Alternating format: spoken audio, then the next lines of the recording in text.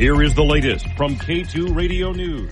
This Saturday, President Joe Biden will face Democratic voters in a pair of nominating contests in Alaska and Wyoming. In the Cowboy State, Democrats will award 13 delegates using a presidential preference vote held at caucuses in each of the state's 23 counties.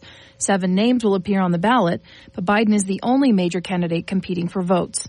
Caucus goers will have the option to vote for uncommitted, which has been used in some other states to register a protest vote against the sitting president. In Alaska, 15 delegates are at stake in Saturday's party-run primary, but the event won't resemble any other presidential nominating contests held so far this year.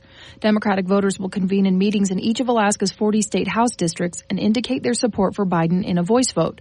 State party officials had originally planned to hold a vote-by-mail primary to conclude on April 6th, but they revamped plans after U.S. Representative Dean Phillips of Minnesota suspended his campaign, leaving Biden the only remaining candidate to qualify for the Alaska ballot.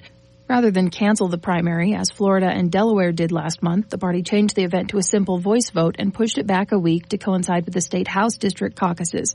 Doing so reduced the cost of the primary from $450,000 to $10,000. Biden has already surpassed the number of delegates he'll need to officially claim the nomination at the convention this summer. Wyoming Republicans will complete their process of awarding presidential delegates next week at the state convention.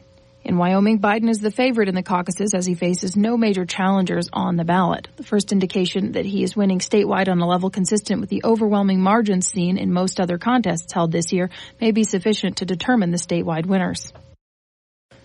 On Thursday, April 11th, the suspect in a burglary and stolen vehicle case turned himself into the Natrona County Detention Center. He was charged with burglary, theft, blackmail, and conspiracy. This is per an NCSO statement. The investigation began on January 31st when sheriffs were dispatched to car construction for the reported crimes. The suspect, a former car construction employee named William Watson, allegedly entered the shop without permission, spray-painted the windows, and stole several items, including a generator, magnet drill, multi-purpose welder, 2 flat-screen televisions, and a Ford truck. That evening, deputies were notified that a stolen Ford truck had been abandoned in the parking lot of a church in Casper. The case remains under investigation. Any tips or additional information can be reported anonymously through Crime Stoppers of Wyoming. Beginning at 8 a.m. next Friday, select roads in Yellowstone National Park will open to the public, weather permitting. Roads begin to open annually this time of year for the summer season. On Saturday, April 20th, entrance fees will be waived in celebration of National Park Week. The roads that will be opening are the west entrance to Old Faithful, Mammoth Hot Springs to Old Faithful, and Norris Junction to Canyon Village. Of course, this is when the park lets tourists know that bison, elk, bear, and other wildlife use roads as travel corridors. Be mindful as wildlife endure this difficult time of year. Stay at least 100 yards away from bears and wolves, and at least 25 yards away from all other wildlife. It's just that time of year. Also, the Natrona County Master Gardeners are having their annual spring conference with both local educators as well as experts coming from throughout the state. They're going to cover a wide variety of topics.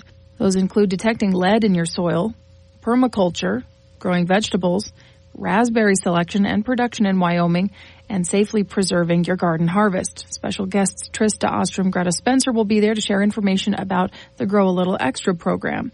The event's going to take place at the Agricultural Resource Learning Center at 2011 Fairgrounds Road in Casper from 9 a.m. to 5 p.m. on April 27th.